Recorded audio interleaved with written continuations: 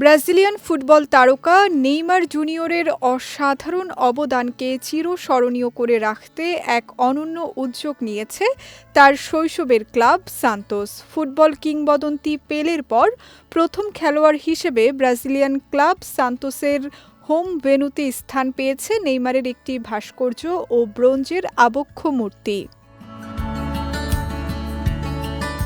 ক্লাবের ঐতিহাসিক ভিলা বেলমিরো স্টেডিয়ামের বিখ্যাত মিউজিয়াম মেমোরিয়াল দেস কনকুইস্তাসে আনুষ্ঠানিকভাবে উদ্বোধন করা হয়েছে এই স্মারক ভাস্কর্য।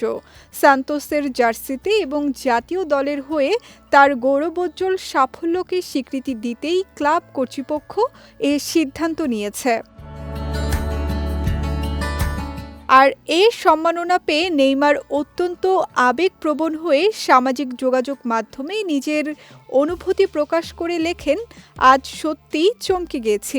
নিজের শৈশবের ভালোবাসার ক্লাব থেকে এমন সম্মান পাওয়ার অনুভূতি ভাষায় প্রকাশ করা সম্ভব নয়। সান্তোসের গৌরবোজ্জ্বল ইতিহাসের অংশ হতে পারা আমার জন্য পরম সম্মানের। তিনি তার সাফল্যের জন্য মহান সৃষ্টিকর্তা, পরিবার এবং ভক্তদের প্রতি কৃতজ্ঞতা প্রকাশ করেন। সমর্থকদের উদ্দেশ্যে তিনি আরও বলেন, সান্তোস পরিবারের সমর্থকরা একাডেমি জীবনের শুরু থেকেই তার ওপর অগাধ বিশ্বাস রেখেছেন, যা তাকে আজকের অবস্থানে আসতে সাহায্য করেছে।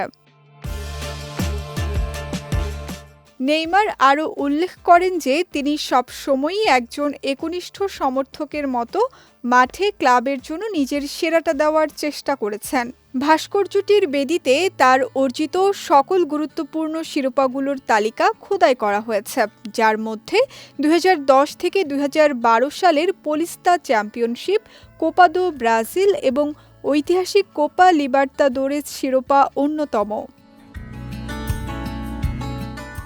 সান্তোসের জার্সিতে নেইমার জুনিয়রের রেকর্ড অত্যন্ত ঈর্ষণীয়। ক্লাবটির হয়ে 277টি ম্যাচে অংশ নিয়ে তিনি 158টি গোল করেছেন, যা তাকে ক্লাবের ইতিহাসের সর্বোচ্চ গোলদাতাদের তালিকায় নবম স্থানে জায়গা করে দিয়েছে।